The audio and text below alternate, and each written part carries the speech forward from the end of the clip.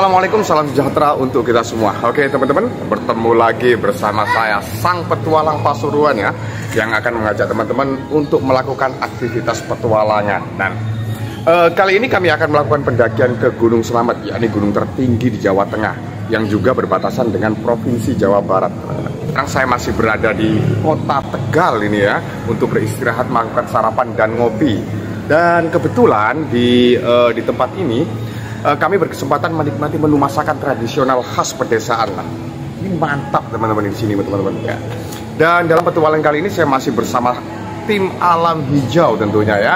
Dan tentunya teman-teman sudah tidak asing. Di sini ada Bu Lian atau Bu Cahyani ya, yang dijuluki The Lion. Ada juga Bu Reni, Mas Riki tentunya, dan juga ada manajer saya yang baru pulang menjelajahi gunung di Asia Tenggara, yaitu Bos Chandra ya.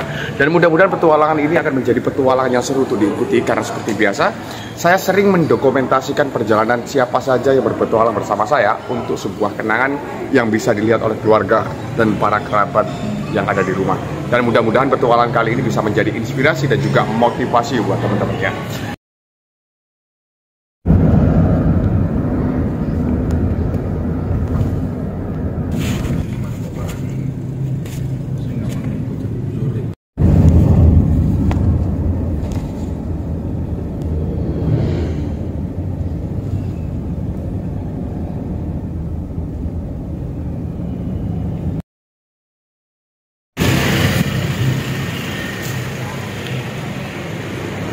Teman-teman, sekarang kami sudah tiba di Desa Guci, Kecamatan Bumi Jawa, Kabupaten Tegal, Jawa Tengah. Di sini kami akan memutuskan untuk beristirahat sebelum melakukan aktivitas pendakian ya. Dan kami coba untuk membungkus nasi di sini ya. Dan sedikit informasi tentang Desa Guci ini teman-teman. Desa ini terletak tidak jauh dari Gunung Slamet dan menyimpan beberapa wisata alam yang menarik untuk dikunjungi. Salah satunya adalah pemandian air panas ya, yang cukup terkenal. Selain itu, pemandangan di desa ini cukup indah, dan di sini juga terdapat pasar tradisional. Dan para pendaki dapat membeli perlengkapan logistik di pasar ini, karena di sini banyak pedagang yang menawarkan buah hingga kebutuhan pokok yang bisa dibawa untuk bekal mendaki Gunung Slamet, teman-teman. Nah, ini seperti saya ini sekarang lagi membungkus nasi ya untuk bekal menuju ke area camp ya. Jadi saya tidak perlu membawa makanan mentah, tapi harus makanan matang ya. Jadi kami bawa 3 bungkus sekalian untuk makan siang, untuk makan malam, dan untuk summit ya. Jadi sekali. Jadi lauknya dipisah teman-teman agar tidak basi ya, seperti itu. Yang ini cermai kan? Iya, ambil aja. Oke, itu yang itu kasih sedikit juga nggak apa-apa. Nah, ini untuk bekal mendaki nanti. Kasih 4 nih ya. Ya, 3 nggak apa-apa, 4 nggak apa-apa. Setelah selesai belanja, ini kami langsung lanjut menuju ke base camp ya. Langsung mendaki sebentar gitu. Ini sudah jam 12 ini tapi belum berangkat ya. Entah jam berapa nanti sampai di camp 4 nanti. Wah. Terus jangan.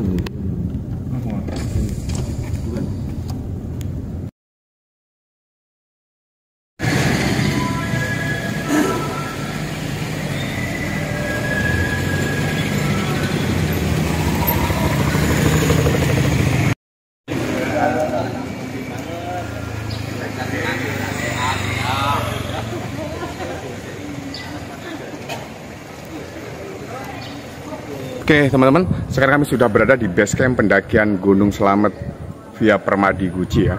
Dan di base camp ini cukup nyaman dan lengkap dengan berbagai fasilitas teman-teman. Di tempat ini juga tersedia beberapa kios atau penginapan yang harganya cukup relatif murah ya, dan juga menyewakan alat-alat pendakian. Dan kalau untuk logistik, teman-teman tidak usah khawatir, di tempat ini juga banyak warung dan toko-toko yang menyediakan aneka makanan ya. Dan di sini kami akan registrasi sebelum lanjut menaiki ojek menuju ke pos 1 yang mungkin akan membutuhkan waktu sekitar kurang lebih 20 menit. Untuk registrasi pendakian dikenakan biaya sebesar 30.000 per orang. Untuk parkir motor dan mobil rata-rata 10 dan 20.000. Sedangkan ongkos ojek dari base camp menuju pos 1 untuk saat ini adalah 50.000 teman-teman. Nah, sekarang kami akan naik ojek ya menuju ke pos 1, tapi ini antri teman-teman. Gila itu antrinya sampai 2 kilo lah itu. Antrinya bener itu. Serius ini bener-bener mungkin kami akan berangkat 2 jam lagi lah dari sini, dan mudah-mudahan tidak sebenarnya. Seperti itu. Oke. cantik. Wow, keren. Because ada pas.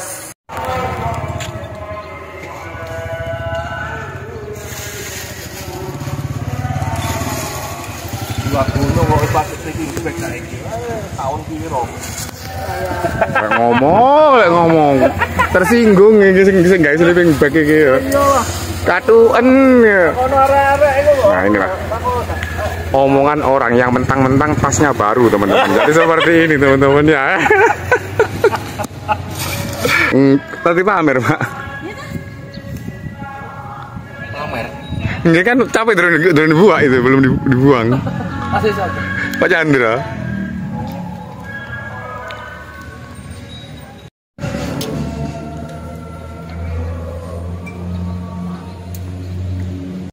Gue ojek ya. Tuh. Itu jalurnya cuma satu kok. Lurus kok. Kemudian berangkat.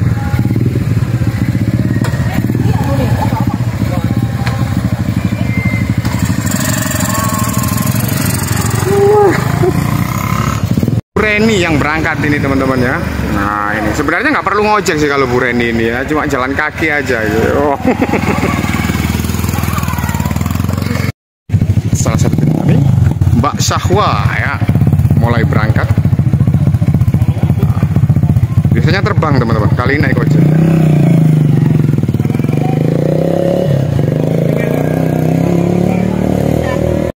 Giliran Mbak Ninis teman-teman ya. Oke. Ya. Oke. Pak Chandra. Oh, digendong. Soalnya anu sih lebar. Oke.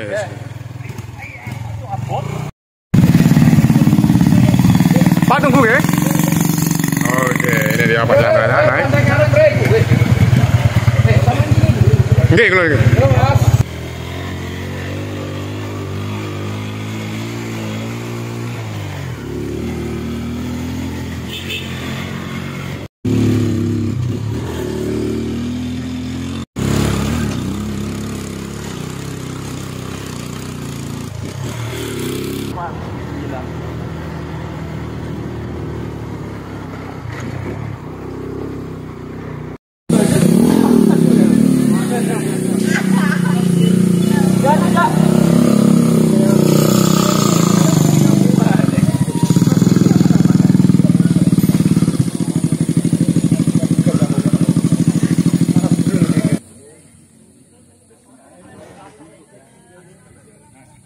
setelah menaiki ojek selama kurang lebih 20 menit, kami pun tiba di pos 1 di elevasi kurang lebih 1.500 meter dari permukaan air laut.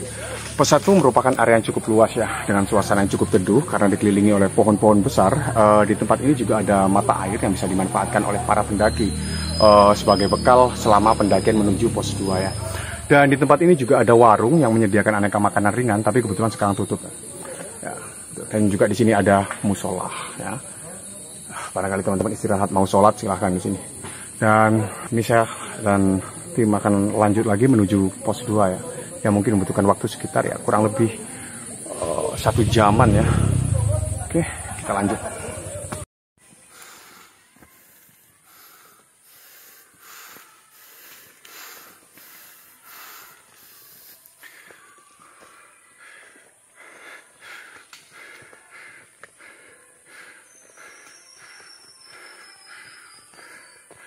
Setelah istirahat sebentar di pos 1 ya, sekarang kami mulai melakukan pendakian menuju pos 2 yang membutuhkan waktu sekitar ya 1,5 jam lah ya.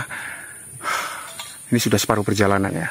Dan sebelumnya saya sudah pernah melewati jalur ini, jadi saya tahu kalau di pos 1, kalau dari pos 1 menuju pos 2 memang lebih banyak lintasan yang menanjak dan minim bonus teman-teman. Tapi suasana di sini cukup teduh dan nuansa hutan tropisnya membuat saya menyukai jalur ini teman-teman. Tapi bener-bener sangat melelahkan. Tapi kalau kita tidak manajemen langkah dengan baik, ya mungkin kita akan kalah ya sebelum sampai di puncak ya.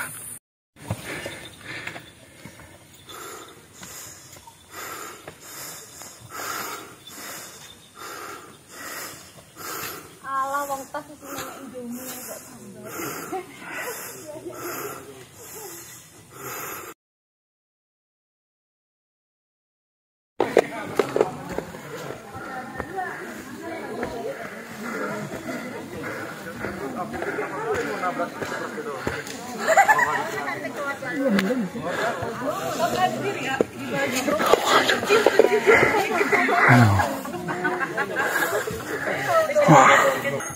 Setelah hampir 1,5 jam ya, kami pun tiba di pos 2 yang diberi nama Rimpakan, yang berada di ketinggian sekitar 2057 meter dari permukaan laut. Di sini kami akan istirahat karena perjalanan dari pos 1 ke sini benar-benar cukup menguras tenaga, teman-teman. Pos 2 mempunyai area yang cukup luas untuk mendirikan tenda dan suasana di sini cukup teduh karena masih banyak pohon-pohon besar dan rindang, teman-teman. Nah, di pos 2 ini bisa dijadikan tempat camp jika waktu tidak memungkinkan untuk sampai di pos 3 dan 4. Dan di pos 2 ini tidak ada mata air, jadi teman-teman harus membawa air dari bawah atau mengambil ke pos 4 kemudian kembali lagi, teman-teman. Kita akan istirahat dulu dan kemudian langsung menuju ke pos berikutnya, yaitu pos 3 dan 4. Mungkin membutuhkan waktu sekitar 1 sampai 1,5 jam ya. Ini sudah lelah dan ngantuk, teman-teman. Aduh.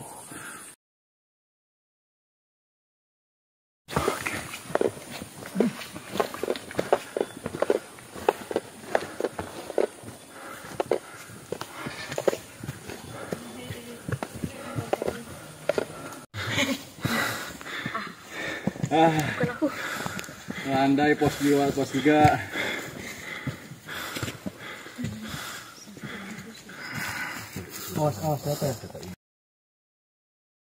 Oke, teman-teman, setelah berjalan selama kurang lebih 40 menit ya, kami pun tiba di pos 3 yang disebut Selo Petak, yang berada di ketinggian 2295 meter dari permukaan laut. Saya kurang tahu kenapa tempat ini dinamakan Selo Petak. Mungkin maksudnya adalah batu putih ya, karena selo dalam bahasa Jawa artinya batu dan petak artinya putih. Jadi Selo Petak artinya kawin lagi, teman-teman. Dan pos 3 merupakan area yang sedikit terbuka dengan area yang cukup untuk 8-10 tenda atau mungkin lebih ya. Tapi kalau kita memilih camping di sini kok terasa canggung gitu loh. Soalnya pos 4 sudah cukup dekat dari sini. Jadi kami tidak akan lama-lama istirahat di sini dan langsung menuju ke pos 4 untuk mendirikan tenda dan bermalam di sana. Oke, go.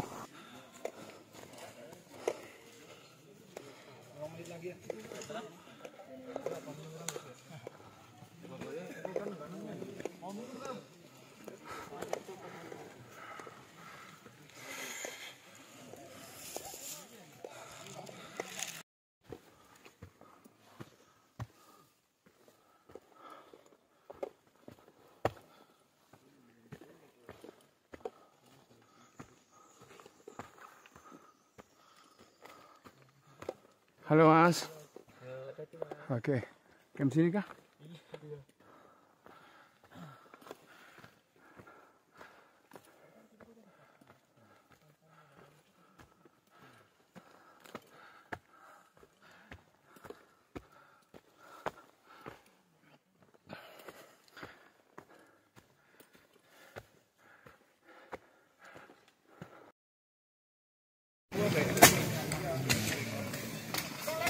Ini yuk.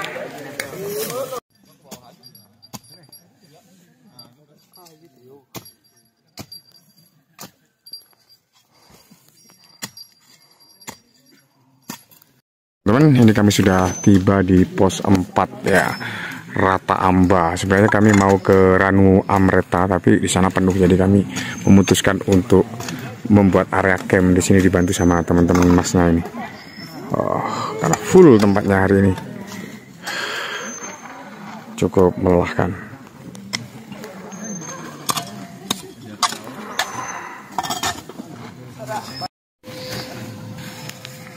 Oke.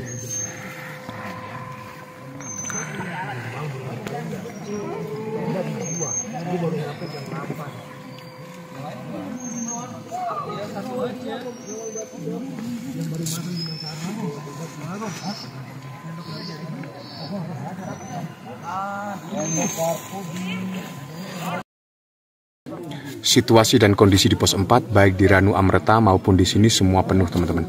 Sampai saya mengambil inisiatif untuk tidur di parit yang beralaskan rumput. Bagi saya yang penting terhindar dari angin ya. Tapi kalau dilihat seperti ini, mungkin saja aman dari angin, tapi tidak dengan binatang seperti serangga atau bahkan ular.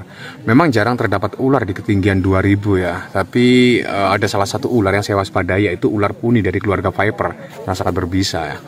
Tapi boleh buat, teman-teman. Saya benar-benar butuh istirahat untuk summit dini hari nanti. Tadi memang tidak banyak saya mengambil gambar tentang kondisi jalur, tentang situasi di sana seperti apa. Mengingat waktu yang kami miliki tidak banyak untuk sampai di area camp sebelum matahari terbenam. Jadi ya saya sedikit sekali mengambil gambar perjalanan tadi ya. Dan saya istirahat dulu dan mudah-mudahan besok ini cuaca cerah dan juga pendakian diberikan kelancarannya. Nah, saya akan tidur teman-teman. Ini sudah mengantuk ya.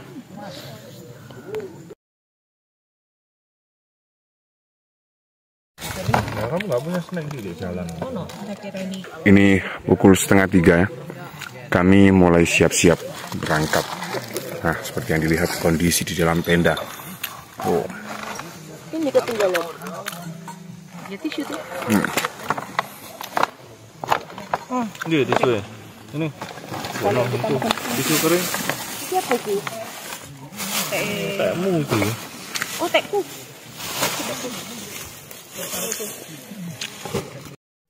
Kita mulai berjalan.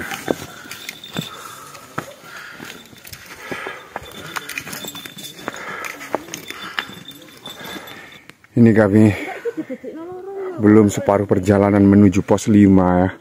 Nah, ini Bu Reni sama Bu Layen. Dan juga ada masalah dengan Pak Chandra ini karena sepatunya mungkin kurang recommended ya. Tapi nggak apa-apa. Kita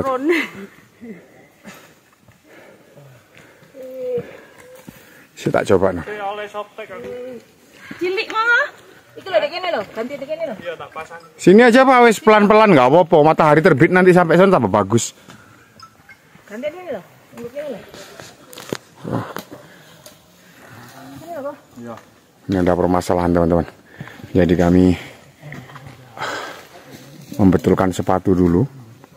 Karena Pak Chandra ini unik teman-teman. Biasa pakai sepatu forklift, kali ini pakai sepatu mahal seperti ini. Mana? Tuh. Loh. Ceplok ta? Lah iku mbok cekel.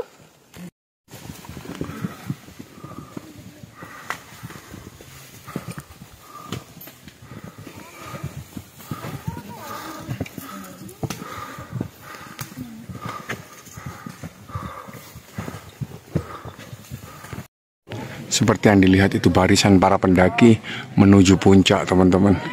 Terlihat senternya panjang sekali ya. Membentuk suatu antrian.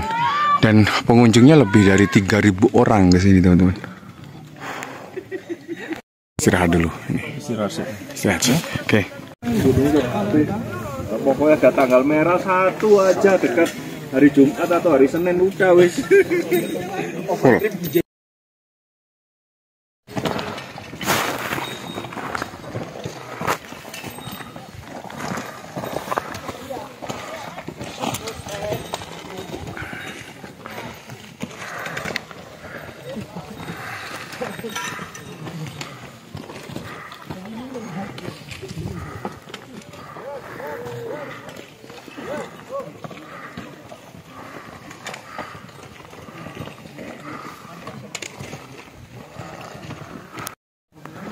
Mulai ada cahaya teman-teman. Oke.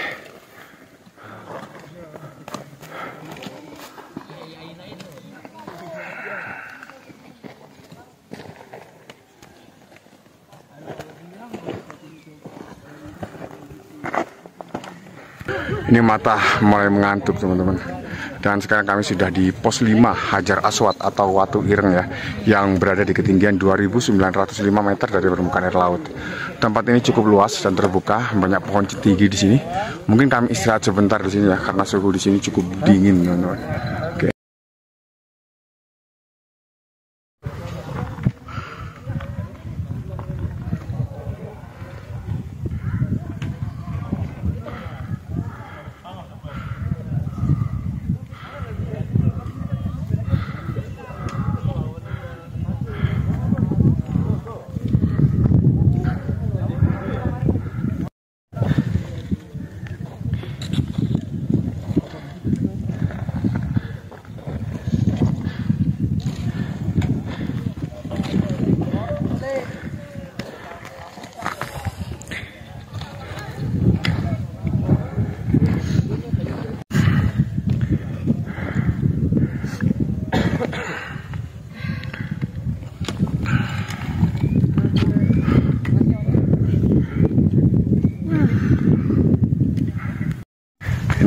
sebentar lagi kami akan naik jalur berpasir, teman, melewati lintasan berpasir. Jadi ini fase-fase dimana kami akan mengeluarkan seluruh tenaga kami ya. Berat sih sebenarnya. Dan sekarang waktu menunjukkan pukul 5:30 ya. Sebenarnya matahari sudah terbit sih. Ya setidaknya kami sudah sampai di puncak, itu saja sudah bagus lah ya. Ini saya nggak bisa ngomong banyak karena dingin dan ini beku.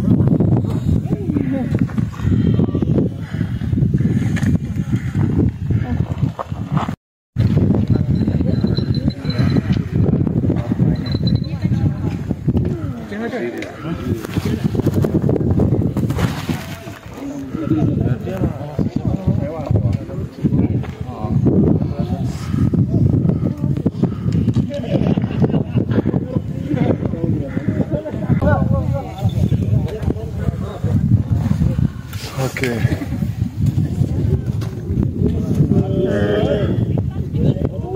Ini mulai menanjak teman-teman. Lihat perlahan tuh ada Bureni di belakang ya. Kita lanjut. Yuh. Wajah-wajah sengsara yang mendaki Gunung Slamet teman-teman. Ya seperti inilah. Ya memang tidak bisa dipungkiri, jalur Gunung Slamet memang cukup berat teman-teman. Jikapun mereka tertawa itu terpaksa teman-teman ya. Ya.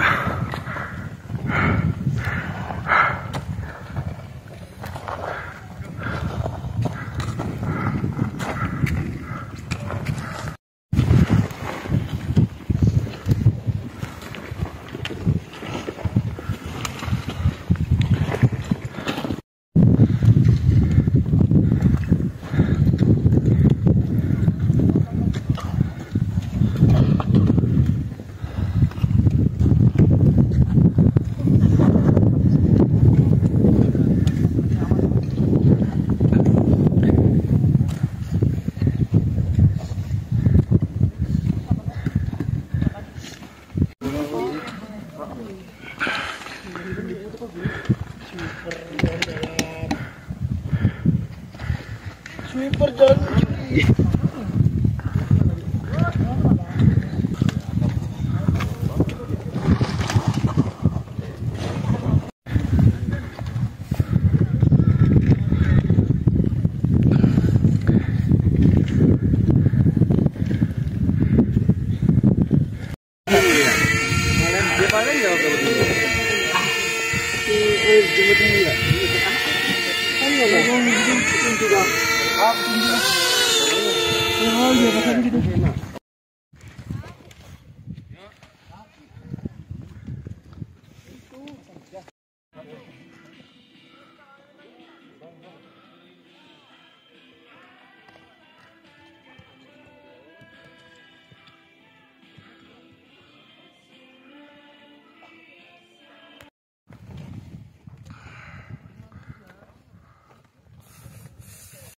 Oke teman-teman, istirahat lagi ya.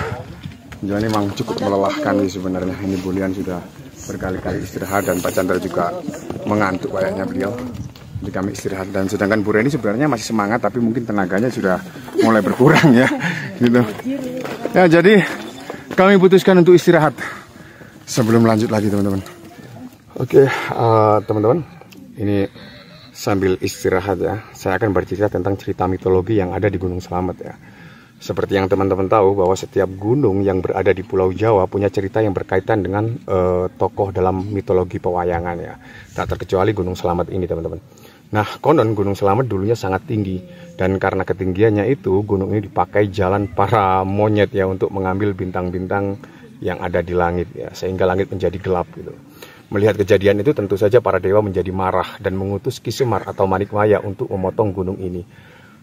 Cerita ini lebih memiliki pesan dengan bahasa filosofi yang sebenarnya bisa saja dipahami oleh siapa saja yang mau berpikir ya. Dan untuk legenda sendiri, legenda yang terkenal di Gunung Slamet ini adalah tentang nama gunung ini yang dulunya bernama Gunung Gora, yang konon menjadi salah satu tempat penyebaran agama Islam. Jadi dulu ada seorang ulama yang bernama Syekh Maulana Maghribi melihat cahaya misterius ya, dan mencari sumbernya, dan beliau akhirnya menemukan sumber air panas di Gunung Slamet gitu, yang dapat menyembuhkan penyakit gatal yang kebetulan dideritanya gitu. Karena merasa terselamatkan, beliau mengganti nama Gunung Gora menjadi Gunung Slamet, yang berasal dari kata bahasa Arab salam yang berarti selamat teman-teman. Dan Syekh Maulana Maghribi sendiri bisa merujuk pada julukan para ulama penyebar agama Islam, karena dari informasi yang saya baca dan saya dengar, Syekh Maulana Maghribi ini konon berasal dari kawasan Maghrib ya, di wilayah Afrika. Ada pula yang menyebut beliau dari Maroko. Bahkan ada pula yang mengatakan beliau dari Turki teman-teman. Ya mungkin banyak versi lah ya. Ya mungkin teman-teman bisa mencari informasi sendiri tentang Syekh Maulana Maghribi di Google ya. Terlepas dari mitos dan legenda, nama Gunung Slamet merupakan bentuk harapan masyarakat agar gunung ini selalu bersahabat dan memberikan rasa aman bagi masyarakat. Terlebih mendatangkan rezeki yang berlimpah ya. Amin ya. Amin ya robbal alamin. Nih, perjalanan masih jauh teman-teman, dan mungkin sekitar 1-2 jam lagi ya. Ini saya sudah kelelahan ini. Oke, kita lanjut lagi teman-teman.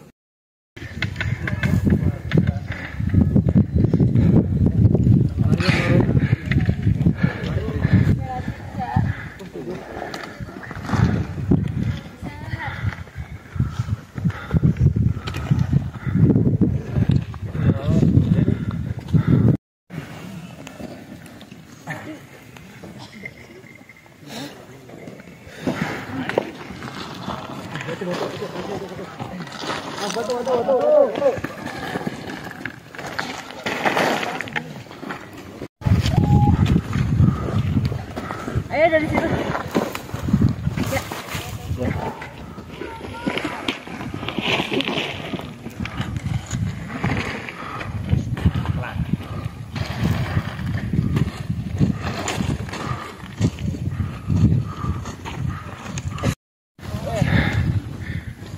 Mantap.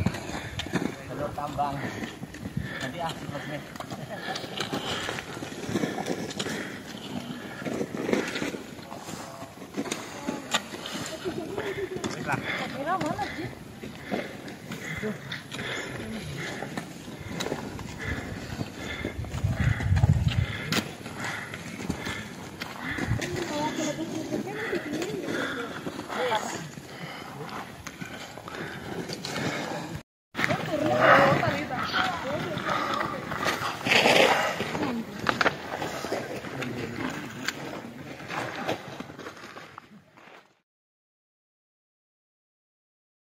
Itu puncaknya. Nah, sekarang kami sudah di puncak Salam, tapi ramai sekali puncak Salam ya. Kita lewati aja ke puncak utamanya di sana. Oh iya, ini cukup rawan ya karena jurang.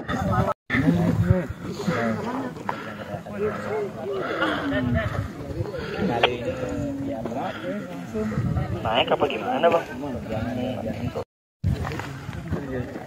Habis tiduran nggak? Ada di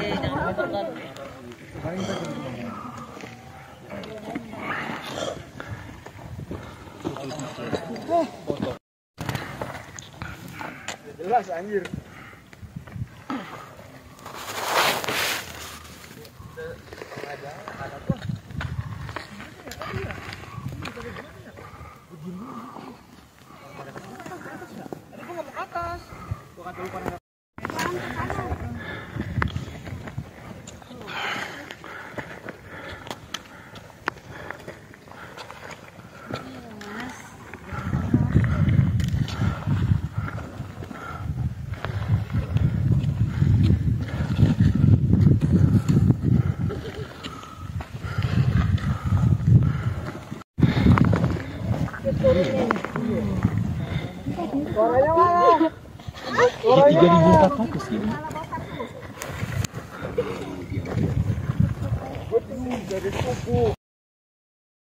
Sampai kok nggak bilang-bilang. Selamat Bulian sudah tiba di puncak Gunung Slamet. Ya, tuntas sudah janji saya ya.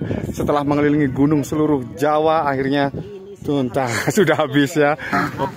Oke, selamat Bu Reni. Akhirnya setelah melalui perjuangan yang cukup berat ya, sampai nangis juga dan penuh drama ya, ya dan ironi ya. Selamat Bunda. Oke, sip. Kesannya mendaki sekarang ini wah, lumayan berat ya. Nanjak terus tanpa bonus ya. Kira-kira ini sudah close atau lanjut ke Jawa Tengah? Oke. Oke, terima kasih. Sini foto dulu. Oke Pak, 1, 2, 3. Oke, Pak Manajer, ini bagaimana untuk rencana setelah ke Slamet ini, kemana ini rencananya nih? Kita mau ke Lawu ya. Oh Lawu ya? Oh seputar Jawa Tengah. Ada nggak yang keluar pulau gitu yang mungkin saya itu minat untuk ikut gitu loh Pak? Apa? Kerinci ya? Kerinci, oke. Seperti yang dibahas Bulian kemarin malam, ya juga ingin Kerinci ya? Kerinci. Teman-teman Malaysia juga mau Kerinci, bener. Teman-teman, setelah kurang lebih 5 jam berjuang melalui jalur dan lintasan yang benar-benar menguras tenaga ya, sampailah kami di titik trigulasi Gunung Slamet via Permadi Guci di elevasi 3.428 meter dari permukaan air laut. Dan ini benar-benar luar biasa, terutama pemandangannya karena puji Tuhan ya. Alhamdulillah cuaca hari ini sangat cerah meskipun tadi malam sempat terjadi gerimis. Kami istirahat dulu ya teman-teman, menikmati pemandangan dan juga foto-foto di area plakat daripada puncak Gunung Slamet via Permadi ini. Dan mudah-mudahan kembali nanti kami juga cuaca masih cerah teman-teman. Oke, lanjut lagi. Ya teman-teman, inilah kondisi antrian untuk foto di puncak Slamet ya, atau plakat ya, tahu apa, tanda titik trigulasi di Gunung Slamet. Dan antriannya itu mengalahkan antrian sembako teman-teman. Dan didominasi ada muka-muka yang sengsara ya, habis berjuang ya, seperti dilihat itu ya. Bahagia apa nih? Coba itu yang cantik teman-teman. Nah iya, di puncak seperti ini ya, hanya bela-belain antri hanya demi foto di plakat teman-teman. Waduh mantep. Tuh lihat itu. Mulai dari adik-adik, ibu-ibu, nenek-nenek, semuanya kumpul untuk bisa antri foto di titik trigulasi Gunung Slamet teman-teman ya. Nah seperti itu teman-teman. Seperti yang dilihat di belakang saya adalah bentuk dari kaldera Gunung Slamet. Dan sedikit tentang sejarah geologi Gunung Slamet ini teman-teman. Berdasarkan catatan VOC di periode tahun 1772, tepatnya tanggal 11-12 Agustus, gunung ini pernah mengalami erupsi yang cukup besar, namun tidak berdampak pada masyarakat yang hidup di sekitarnya. Namun ada perkiraan gunung ini pernah meletus sebelumnya, yakni mungkin pada tahun 1712 dan 1742. Nah, sejak abad ke-19, Gunung Slamet belum tercatat pernah mengalami letusan dahsyat hingga sekarang. Namun beberapa tahun silam, yakni di tahun 2008 hingga 2009 dan juga 2014 kalau nggak salah ya, Gunung Slamet mengalami peningkatan aktivitas vulkanik yang signifikan. Ya, mudah-mudahan Gunung Slamet tetap seperti ini ya, memberi ketenangan dan keamanan dan juga tentunya memberikan keselamatan sesuai dengan namanya ya, Gunung Slamet, memberikan keselamatan gitu teman-teman. Jadi kita akan foto-foto dulu teman-teman, karena kebetulan cuaca di sini bagus, ada lautan awan juga yang mungkin tidak terlalu terbentuk ya, tapi cukup bagus kalau untuk difoto. Oke, kita jalan.